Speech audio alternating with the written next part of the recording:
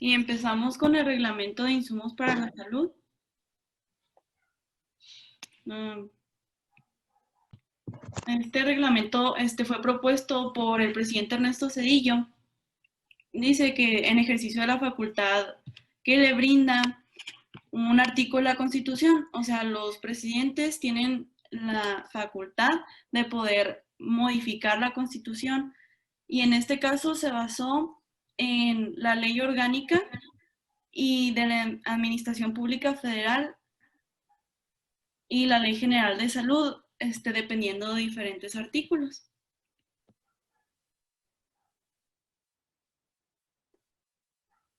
Ok, la Ley Orgánica de la Administración Federal, Pública Federal nos brinda diferentes aspectos de cómo se debe de manejar la salud en México.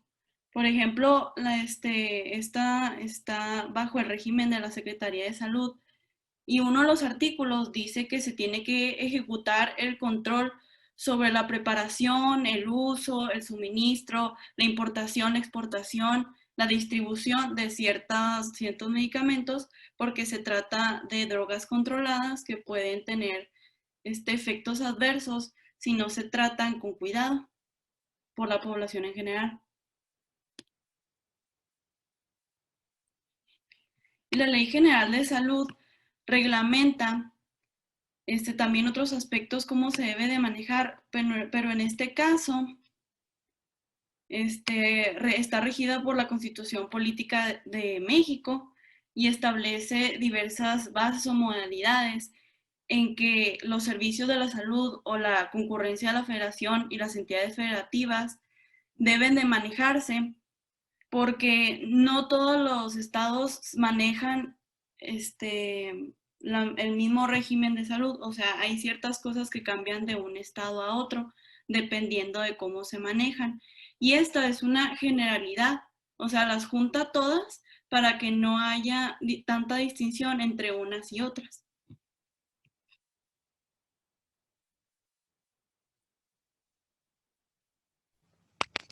Bueno, vamos a hablar de unos artículos que son los más importantes para la regulación de los medicamentos. El artículo 10 dice que los fabricantes que deben cumplir con ciertos estándares de identidad, de pureza y de calidad y esterilidad.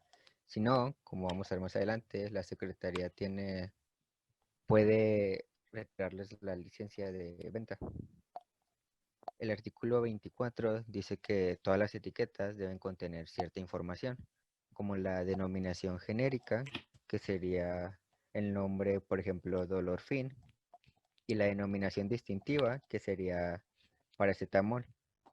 Debe declarar qué ingredientes tiene, ingredientes activos, la dosis y la vía de administración, oral, cutánea. Debe tener leyendas precautorias, incluyendo para las embarazadas, de los efectos que puede tener o si no es apto para las personas embarazadas. Y debe tener leyendas de advertencia para la población en general. El artículo 28 nos habla de que la receta médica, algunos medicamentos solo pueden ser vendidos con receta médica y esta debe ser emitida por médicos, por homeópatas, cirujanos, dentistas, veterinarios, pasantes del servicio social o enfermeras y parteras. El 33 nos dice que deben tener la leyenda algunos medicamentos de que para su venta se requiere una receta médica y los medicamentos que contienen esa leyenda solo pueden ser vendidos con esa condición. El artículo 37, que era lo que mencionaba ahorita, que cuando un medicamento no cumple con ciertos estándares y la Secretaría de Salud cuenta con evidencia de que viola reglas de seguridad, de eficacia o de pureza, estabilidad, se pueden aplicar medidas o si es muy grave le pueden revocar su registro. El artículo 34 dice que a veces en las farmacias se presentan muestras médicas y que estas no pueden ser vendidas, no pueden ser obsequios y que su uso está destinado solamente a instituciones públicas de salud y de seguridad social como el IMSS o el ISSSTE.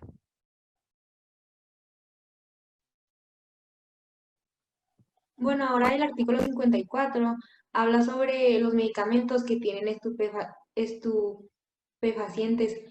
Los estupefacientes son sustancias que aparte de cumplir con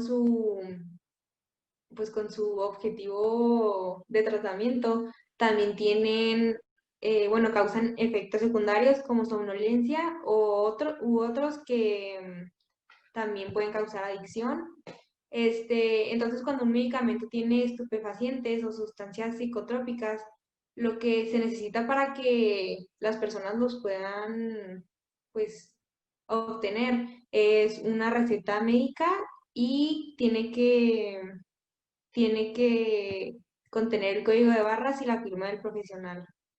Y luego el artículo 55 también habla sobre los medicamentos con estupefacientes y dice que cuando alguien extranjero al país en el que se encuentra, por ejemplo, alguien de España, cuando viene aquí a México, si es internado y necesita medicamentos que contengan estas sustancias, sí los pueden adquirir, pero tiene que presentar en la aduana la receta médica o el permiso que haya sido dado por alguna autoridad en su país.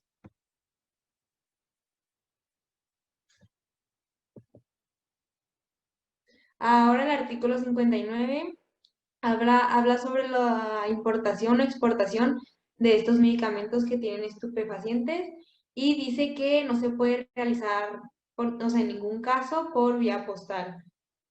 Después del artículo 71 habla sobre los medicamentos herbolarios. Dice que la venta de estos, si es que no contienen estupefacientes, puede ser en cualquier establecimiento y no tiene que ser a fuerzas una farmacia. Después el artículo 62 habla sobre los medicamentos vitamínicos y dice que si estos medicamentos no rebasan la dosis diaria, sí pueden ser adquiridos sin receta médica. Después el artículo 96 habla sobre los remedios herbolarios y dice que la venta y el suministro de estos también puede ser de libre acceso, o sea que no requiere ninguna receta médica.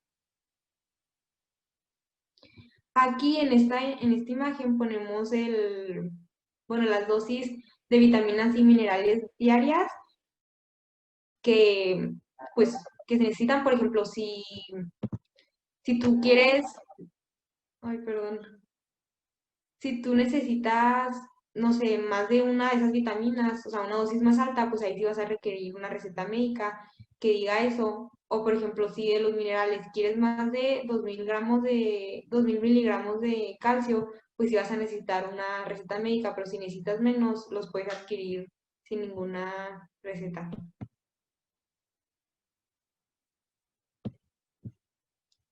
Luego, el artículo 116 habla sobre que los establecimientos que vendan medicamentos solo pueden surtir las recetas médicas que cumplen con lo establecido en el material de prescripción en el presente reglamento.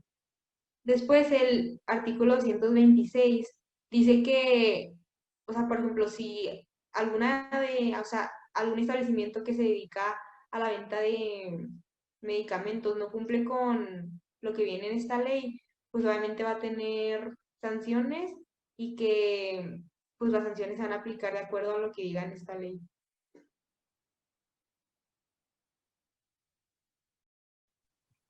Algunas de las organizaciones que forman parte para poder distinguir cuáles medicamentos pueden ser prescritos o no, pues empezamos, por ejemplo, con la OMS, que es la Organización Mundial de la Salud, y como su nombre lo dice, es muy importante en la precalificación de los medicamentos. O sea, muchos de estos medicamentos tienen que pasar por ciertos estándares que tiene puesta la OMS para asegurarse de que siempre estén, sean aptos para el consumo humano. O sea, es el único programa mundial que garantiza la calidad de los medicamentos, porque es un organismo internacional y todos los países se apegan a ello.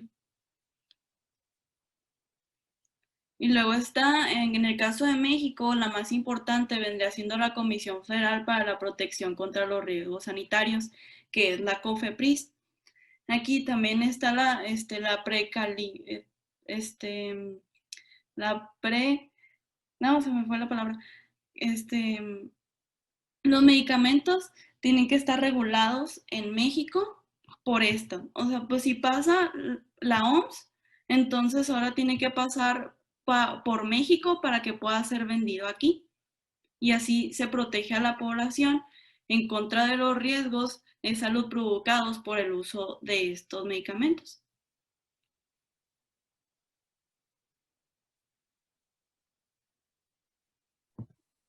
Bueno, entonces otra organización que también se dedica al control de los medicamentos es la FDA, que es la Administración de Medicamentos y Alimentos de Estados Unidos. Esta organización se encarga de examinar y evaluar muchos productos que son usados en en el área de la medicina. O sea, también son pues alimentos y así, además de los fármacos. Bueno, cuando un medicamento es aprobado por la FDA, significa que esta organización decidió que los beneficios que te va a otorgar ese fármaco son mayores que como los riesgos que te pueden, como los efectos secundarios o eso. Y, por ejemplo, antes es muy importante porque antes las empresas podían, pues, hacer afirmaciones sobre un producto o decir que algo era, pues, que este medicamento era muy bueno sin tener pruebas sobre los efectos secundarios o si en realidad sí funcionaba como ellos decían. Pero ahora en la actualidad sí necesitan, o sea, es necesario que todos los productos se sometan a pruebas para ver si, pues, si funcionan y también para evaluar los riesgos que tienen. Bueno, por último, les voy a platicar de la industria farmacéutica que va pues acompañada a lo de la que es todo este show por lo de la Secretaría del Trabajo. Bueno, está regulada por la Secretaría de Economía. En lo que es la industria farmacéutica o el sector farmacéutico, se enfoca a la investigación, desarrollo, producción y comercialización de productos químicos o biofármacos. Todo esto utilizado para la prevención y para el tratamiento de enfermedades. Todo esto se regula bajo prescripción médica. Incluso lo que es la industria farmacéutica se ve regulado o indica que tienen que haber ciertos fármacos bajo la prescripción médica que se dividen en controlados y de libre prescripción.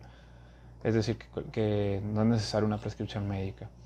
Las compañías farmacéuticas clasifican los medicamentos de acuerdo a sus derechos de explotación en patentes y genéricos. Sí, la misma COFEPRIS autorizó la venta de 190 genéricos y reformó el artículo 170 que platicaban ahorita mis compañeros del reglamento de insumos para la salud. Esto con el fin de ampliar el mercado de los medicamentos genéricos y los biofármacos. En México como tal se ha convertido en un destino muy atractivo para la inversión de la industria farmacéutica. 14 de las 15 principales empresas a nivel internacional cuentan con operación dentro del país, siendo México pues un importante productor de medicinas de alta tecnología, incluyendo tales como antibióticos, antiinflamatorios y tratamientos contra el cáncer, entre otros.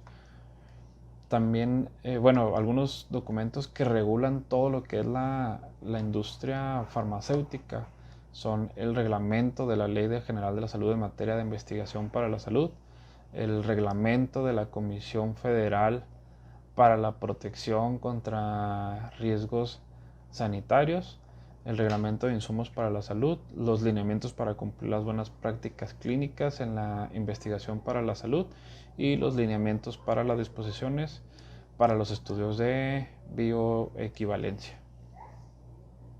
Pues eso sería todo por nuestra parte. Muchas gracias.